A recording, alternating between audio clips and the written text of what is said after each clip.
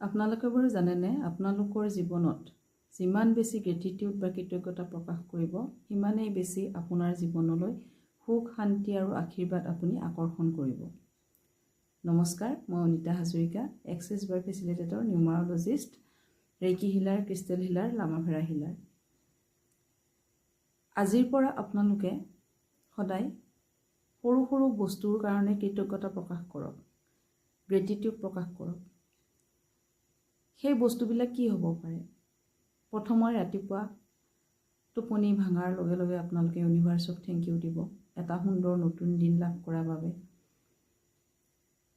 তাৰ পাছত এনেকুৱা 10টা বস্তু আপোনালোকে চিলেক্ট কৰি লওক। সেই 10টা বস্তুক আপোনালোকে গ্ৰেটিটিউড দিব, সদায় দিব। সেই 10টা বস্তুৰ ভিতৰত কি থাকিব? আপোনালোকৰ পিতৃ মাতৃ থাকিব, আপোনালোকৰ গুৰু থাকিব, আপোনালোকৰ সন্তান থাকিব, আপোনালোকক ডেইলি সহায় কৰা ঘৰৰ সহায়িকাসকল থাকিব।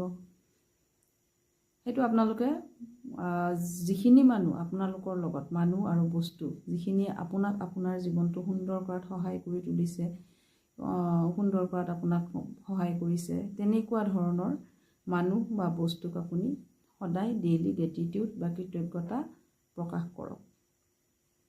আৰু আপুনি নহয়, আপোনাৰ লগতে আপোনালোকৰ সন্তানসকলকো সেইটো শিকাওক। যেতিয়া আপুনি গ্ৰেটিটিউড বা কৃতজ্ঞতা দিব সৰু সৰু বস্তুৰ বাবে, তেতিয়া আপুনি আপোনাৰ জীৱনলৈ সুখ শান্তি আৰু সফলতা আকৰ্ষণ কৰিব পাৰিব। এইটো হ'ল ইউনিভাৰ্চৰ ল অফ এট্ৰেকশ্যন যিটো।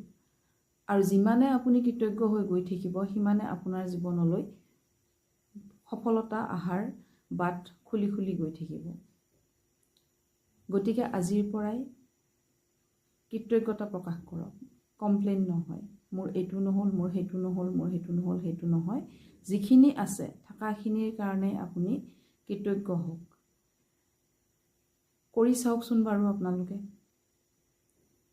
নিশ্চয় ইয়াৰ ৰিজাল্ট আপোনালোকৰ জীৱনলৈ আহিবই। গতিকে আজিৰ পৰাই কমপ্লেইন নহয়, কৃতজ্ঞতা, গ্ৰেটিটিউড। ধন্যবাদ।